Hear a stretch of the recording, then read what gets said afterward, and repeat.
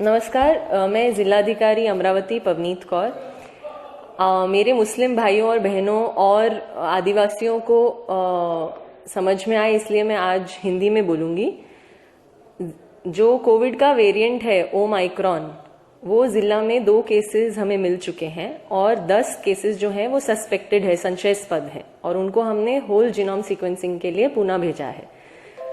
जिले में 29 दिसंबर को 29 दिसंबर को 4 केसेस थे और 4 जनवरी को 39 केसेस पॉजिटिव कोविड मिल गए हैं।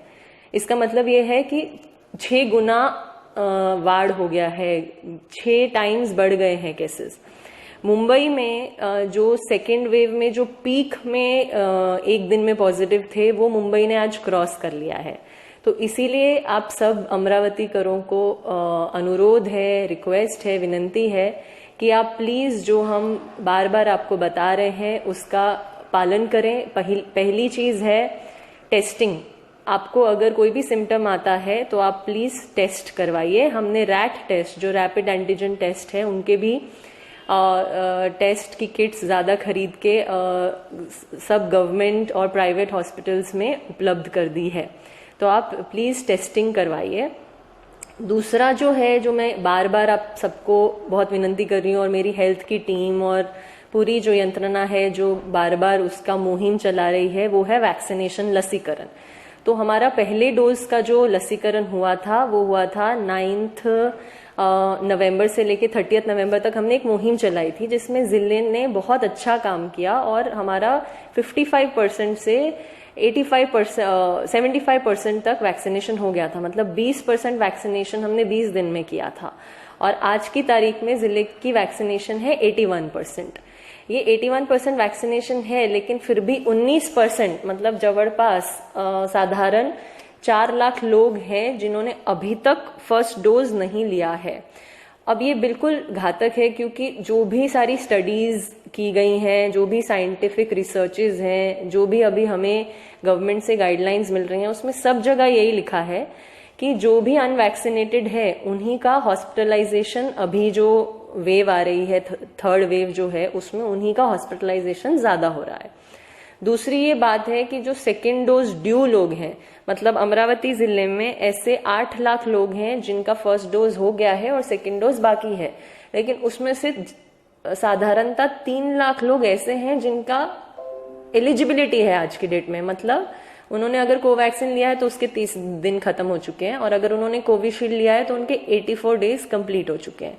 तो मतलब ये लोगों को आज की तारीख में ले लेना चाहिए वैक्सीन। ऐसे 3 लाख लोग हैं जिन्होंने अपना सेकेंड डोज नहीं लिया है। तो सेकेंड डोज का जो कैंपेन है हमने 30 दिसंबर से 15 जनवरी तक रखा है, जिसमें हम आप सबको रिक्वेस्ट कर रहे हैं कि आप अपना सेकेंड डोज कंप्लीट करें। उसके अलावा आपको पता ही है, जैसे 3 जनवरी से 15 से 18 जो साल के बच्चे हैं उनका वैक्सीनेशन हमारे जिले में शुरू हो गया है। तो उसमें भी आपके परिवार में कोई बच्चे होंगे 15 से 18 साल तक, तो प्लीज उनको आप वैक्सीनेट करवाएं। इसमें मैं एक बात बताना चाहूंगी कि कुछ अफवाहें या कुछ रूमर्स हैं जो बहुत फैल रहे हैं। तो पहला रूमर ये है कि देखिए, कुछ लोगों ने वैक्सीनेशन लिया है लेकिन फिर भी उनको कोविड हो गया है। तो उसका मैं ये स्पष्टीकरण देना चाहूंगी, उसका ये खुलासा देना चाहूंगी कि वैक्सीनेशन लेने के बाद कोविड नहीं होगा, ऐसा किसी ने आज तक नहीं बोला है। वैक्सीन कंपनी ने भी ऐसा नहीं बोला है। वैक्सीन लेने के बाद आपको कोविड हो सकता है, लेकिन वैक्सीन से आपकी डेथ होने के चांसेस कम हो जाते हैं, आपके हॉस्पिटलाइजेशन के चांसेस कम हो जाते हैं। और ये जो मैं बोल रही हूँ वो पूरा डेटा मुंबई पुणे में जो इतना अभी थर्ड वेव में बहुत ज्यादा केसेस हैं, वहां पे ये सिद्ध हुआ है, क्योंकि मुंबई और पुणे दोनों जिलों का 100% फर्स्ट डोज वैक्सीनेशन है। और वहां पे जिस गति से केसेस बढ़ रहे हैं उस हिसाब से हॉस्पिटलाइजेशन इतना नहीं हो रहा है, क्योंकि उन लोगों ने वैक्सीनेशन ले रखा है। पहली बात। दूसरा, ये अफवाह बहुत ज्यादा फैल रही है कि ये जो ओमाइक्रॉन है, जो नया वेरिएंट है, वो बहुत ही माइल्ड सिम्टम्स हैं उसके।